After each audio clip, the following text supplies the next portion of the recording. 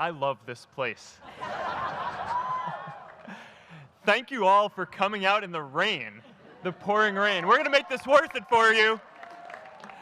President Faust, Board of Overseers, faculty, friends, alumni, proud parents, members of the ad board, and graduates of the greatest university in the world.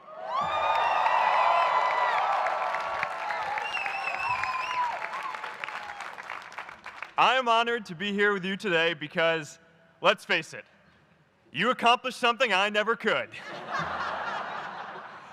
If I get through this speech today, it'll be the first time I actually finish something here at Harvard. Class of 2017, congratulations.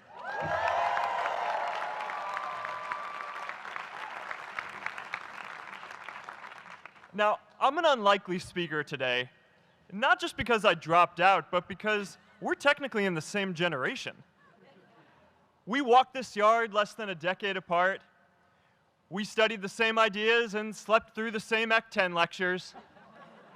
We may have taken different roads to get here, especially if you came all the way from the quad. But today, I want to share what I've learned about our generation and the world we're all building together. But first, these last couple of days have brought back a lot of good memories. How many of you remember exactly where you were and what you were doing when you got that email telling you got into Harvard?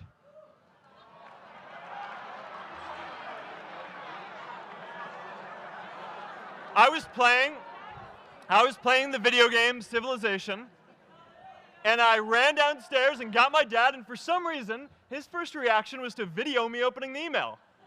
That could have been a really, really sad video. But I swear, getting into Harvard is the thing my parents are most proud of me for. My mom is nodding. You all know what I'm talking about. Look, guys, it's tough to beat this. You'll see when you get out there.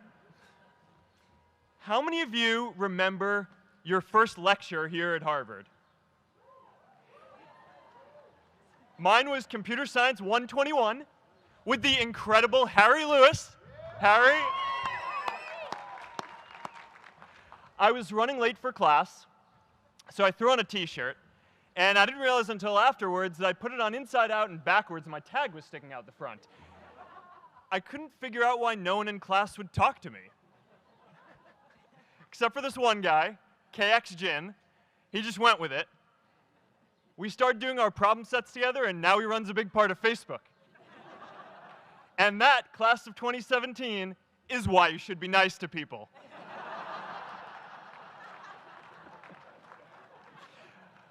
But my best memory from Harvard is meeting Priscilla.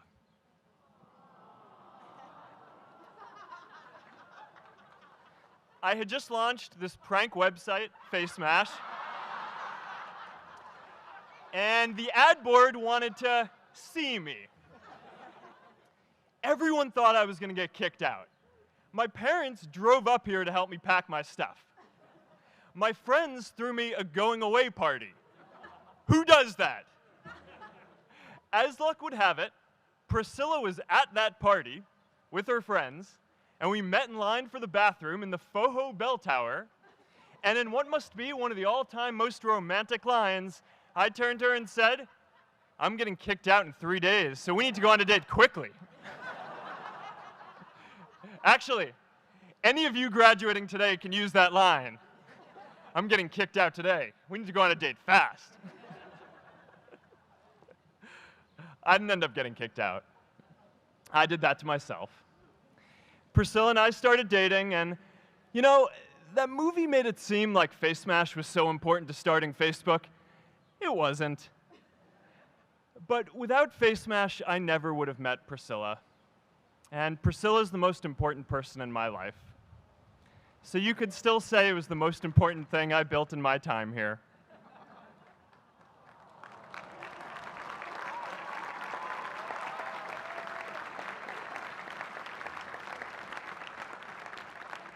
We have all started lifelong friendships here, and some of us even families. That's why I'm so grateful to this place. Thanks, Harvard.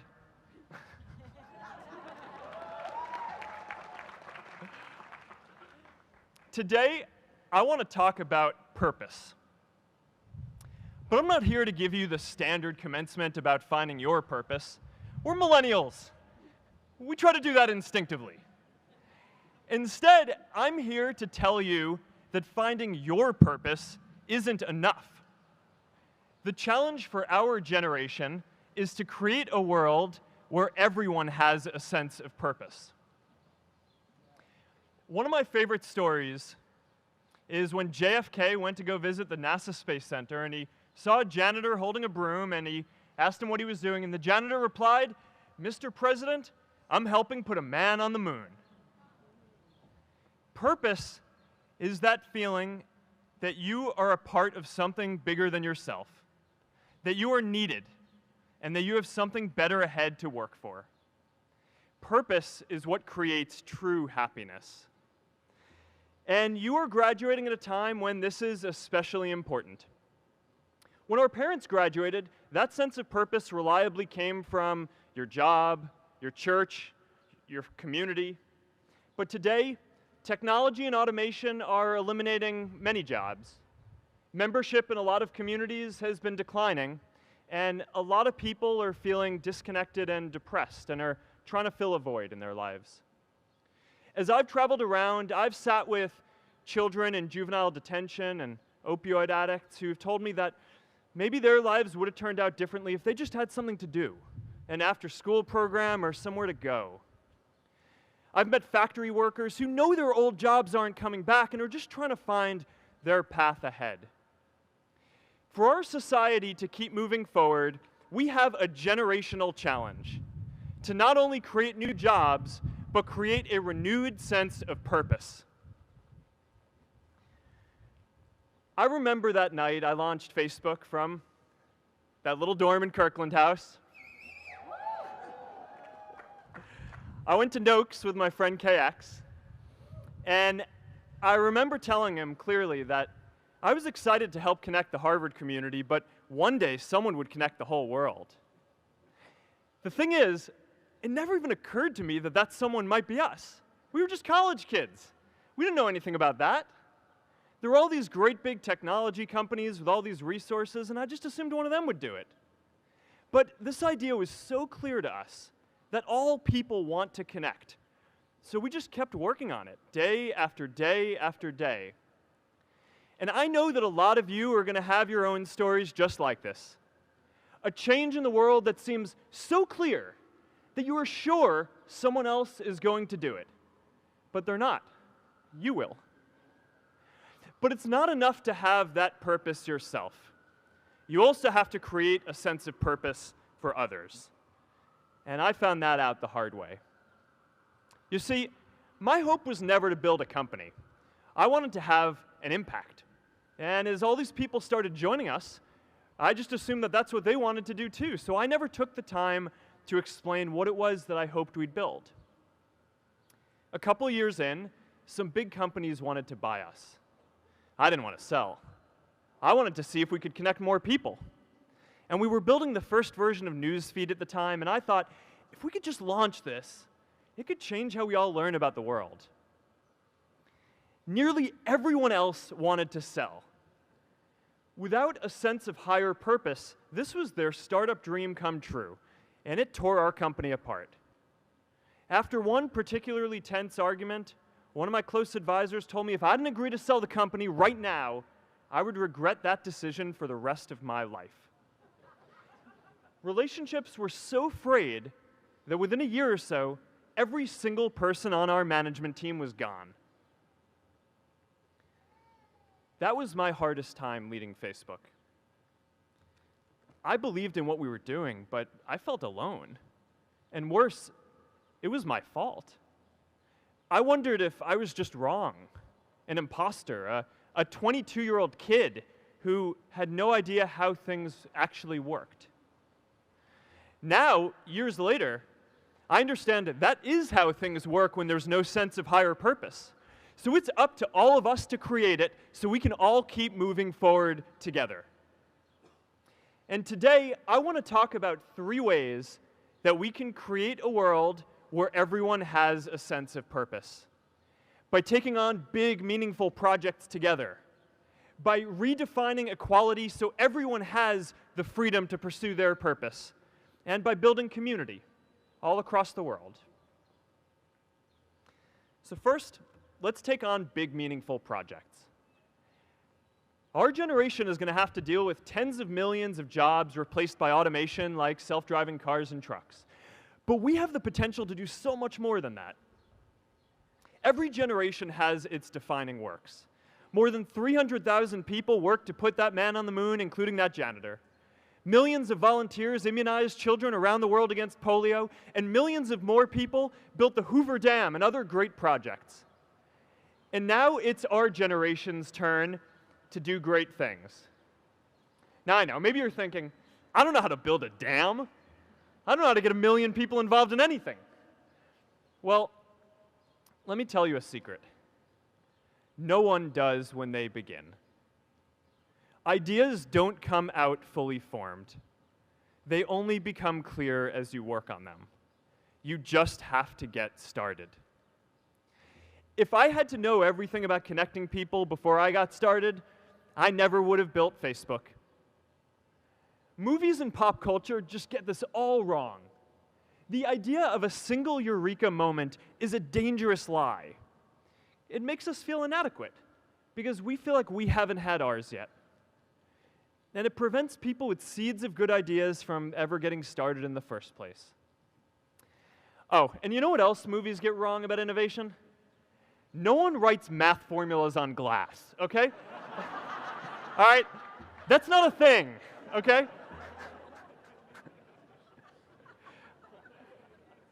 It's really good to be idealistic, but be prepared to be misunderstood. Anyone working on a big vision is going to get called crazy, even if you end up right. Anyone taking on a complex problem is going to get blamed for not fully understanding it, even though it's impossible to know everything up front.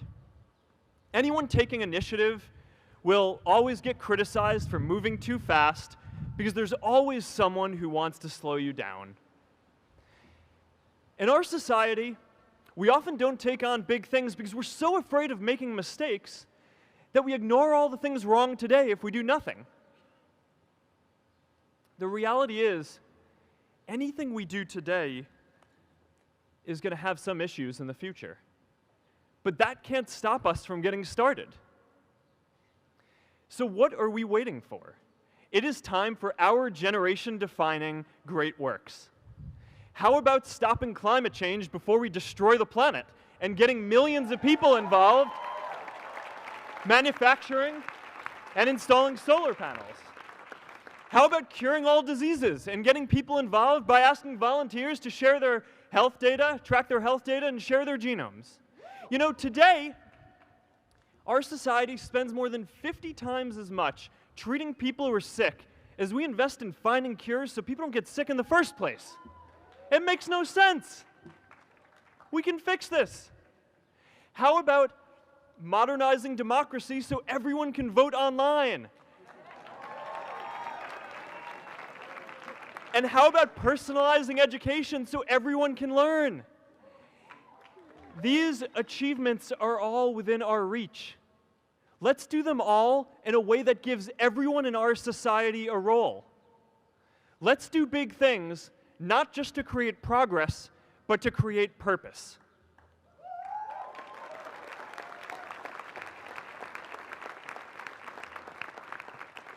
So taking on big, meaningful projects together is the first thing we can do to create a world where everyone has a sense of purpose. The second is redefining our idea of equality so everyone has the freedom to pursue their purpose. Now, many of our parents had stable jobs throughout their careers, but in our generation, we're all a little entrepreneurial, whether we're starting our own projects or finding our role in another one. And, you know, that's great, because our culture of entrepreneurship is how we create so much progress. An entrepreneurial culture thrives when it is easy to try lots of new ideas. Facebook wasn't the first thing I built. I also built chat systems and games, study tools and music players, and I'm not alone. J.K. Rowling got rejected 12 times before she finally wrote and published Harry Potter. Even Beyoncé had to make hundreds of songs to get Halo. The greatest successes come from having the freedom to fail. Now, today, we have a level of wealth inequality that hurts everyone. When you don't have the freedom to take your idea and turn it into a historic enterprise, we all lose. And right now, today, our society is way over-indexed on rewarding people when they're successful, and we don't do nearly enough to make sure that everyone can take lots of different shots. Now, let's face it, there is something wrong with our system when I can leave here and make billions of dollars in 10 years, while millions of students can't even afford to pay off their loans, let alone start a business.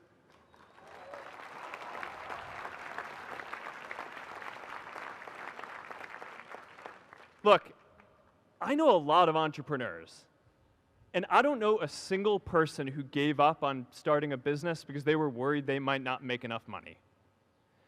But I know too many people who haven't had the chance to pursue their dreams because they didn't have a cushion to fall back on if they failed.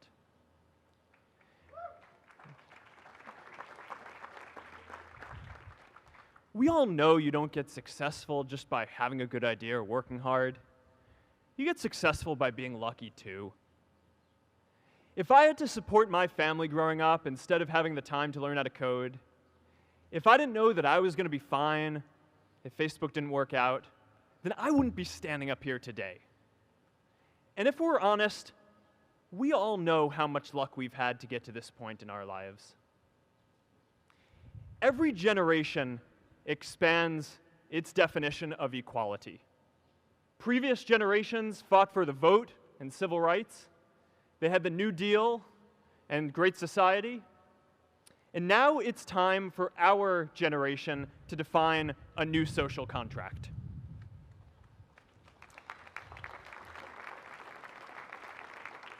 We should have a society that measures progress not just by economic metrics like GDP, but by how many of us have a role we find meaningful. We should explore ideas like universal basic income to make sure that everyone has a cushion to try new ideas. We're all going to change jobs and roles many times, so we need affordable childcare to get to work and healthcare that's not tied to just one employer. And we're all going to make mistakes.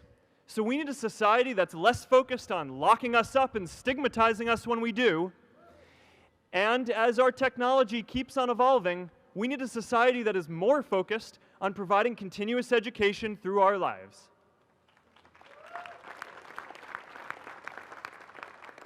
And yes, giving everyone the freedom to pursue purpose isn't going to be free. People like me should pay for it. And a lot of you are going to do really well, and you should too.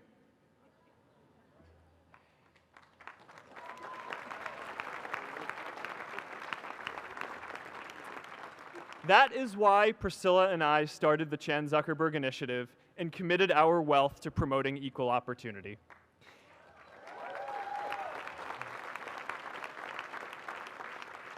These are the values of our whole generation. It was never a question of if we were going to do this. The only question was when. Millennials are already one of the most charitable generations in history. In just 1 year, more than 3 in 4 US millennials donated to charity, and more than 7 in 10 raised money for another one. But it's not just about giving money. You can also give time. And I promise you, if you just take an hour or two a week, that's all it takes to give someone a hand and help them reach their potential. Now, maybe you're thinking, that's a lot of time. I'm not sure if I have that much time. I used to think that. You know, when Priscilla graduated from Harvard, she became a teacher. And before she'd do education work with me, she told me that I needed to get my own experience teaching a class. At first I complained. I said, I'm kind of busy. I'm running this company. But she insisted. So I taught an after-school program at the local Boys and Girls Club on entrepreneurship. I taught those kids lessons on product development and marketing, and they taught me what it was like growing up feeling targeted for your race, and what it's like having a family member in prison. I shared stories of my time in school, and they shared their hope that one day they would get to go to college too. For 5 years, I've had dinner with those students every month. One of them even threw Priscilla and me our first baby shower. And next year, they're going to college. Every one of them, first generation in their families. We can all make time to give someone a hand. Let's give everyone the freedom to pursue purpose, not just because it's the right thing to do, but because when more people can turn their dreams into something great, we are all better for it.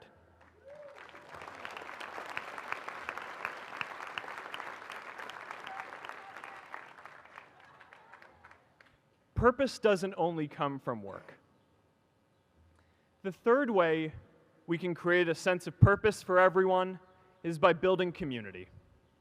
And in our generation, when we say purpose for everyone, we mean everyone in the world.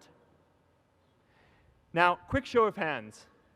How many of you here are from another country? All right, now keep your hands up. How many of you are friends with one of these folks? Now we're talking.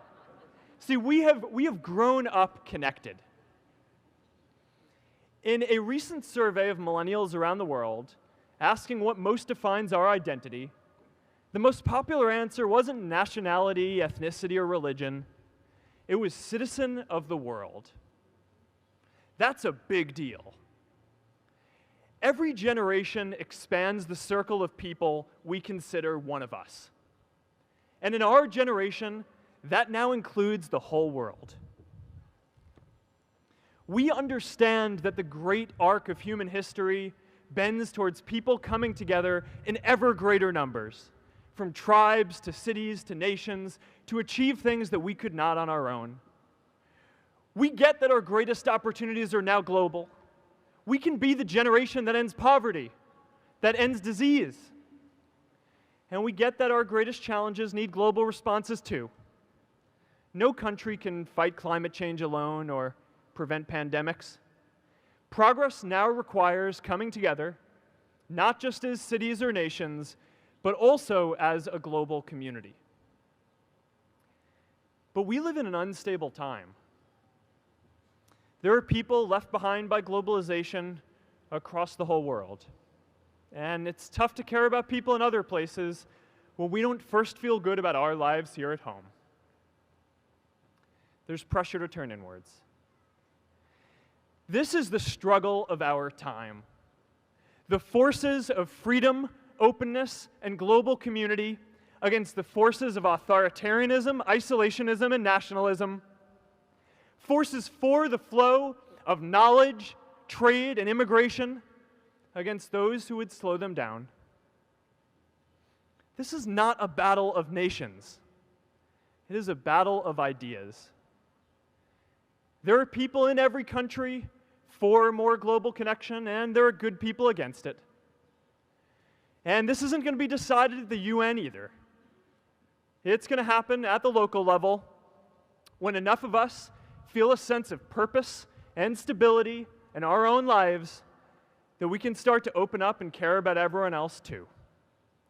And the best way to do that is to start building local communities right now.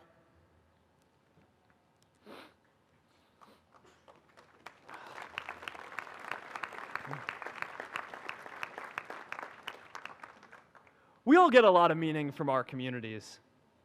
Who here's from Elliott House? How about Lowell? I know you guys found community because you literally live right on top of each other. And Mather? I'll just leave that there.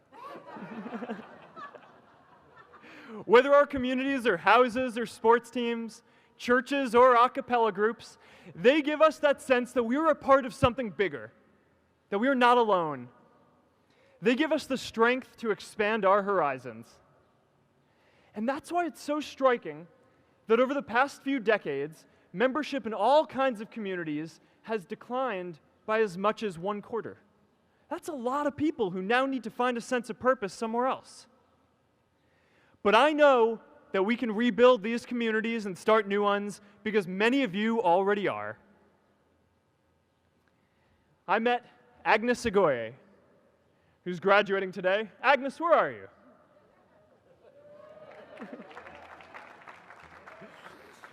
Agnes spent her childhood navigating conflict zones with human trafficking in Uganda, and now she's trained thousands of law enforcement officials to keep communities safe.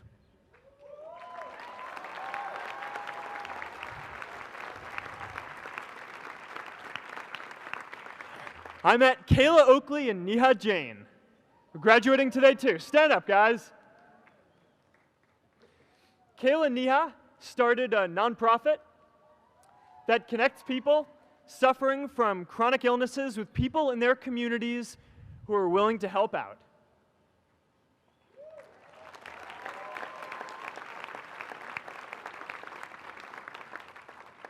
And I met David Razu Aznar, who's graduating from the Kennedy School today. David, stand up. David is a former city councilor who fought to make Mexico City the first Latin American city to pass marriage equality, even before San Francisco.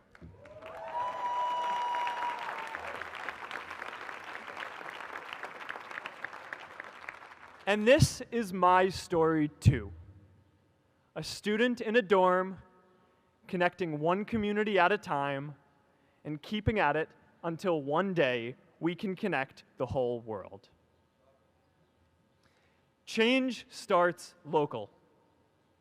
Even global change starts small with people like us. In our generation, the struggle of whether we connect more, whether we achieve our greatest opportunities, comes down to this: your ability to build communities and create a world where every single person has a sense of purpose.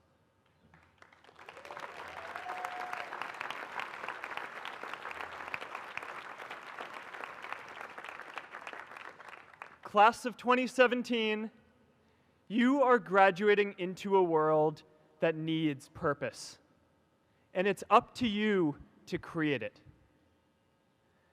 Now, maybe you're asking yourself, can I really do this? Well, remember when I told you about that class I taught at the Boys and Girls Club? One day after class, I was talking to my students about going to college, and one of my top students raised his hand and said that he wasn't sure he could go to college because he's undocumented. He wasn't sure if they'd take him. Last year, I took him out to breakfast for his birthday, and I wanted to get him a gift, so I asked him what he wanted, and he just started talking about struggles that he saw other students in his class facing, and finally said, you know, I'd really just like a book on social justice. I was blown away. Here is a young guy who has every reason to be cynical. He wasn't sure if the country he calls home, the only one he's known, was going to deny him his dream of going to college. But he wasn't feeling sorry for himself. He wasn't even thinking of himself. He has a greater sense of purpose, and he's going to bring people along with him.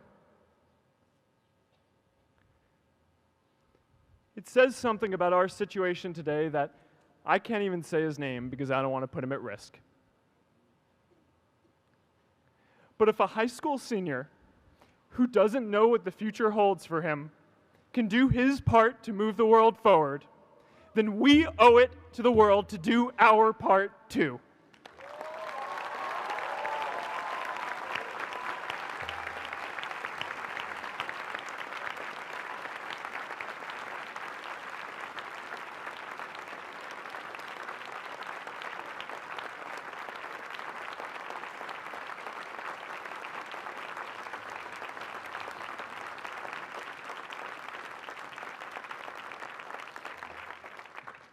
So before you walk out those gates one last time, and as we sit here in front of Memorial Church, I'm reminded of a prayer, Misha Berach, that I say whenever I face a big challenge, that I sing to my daughter, thinking of her future when I tuck her in at night. And it goes, "May the source of strength, who's blessed the ones before us, help us find the courage to make our lives a blessing." I hope you find the courage to make your life a blessing. Congratulations, class of 2017. Good luck out there.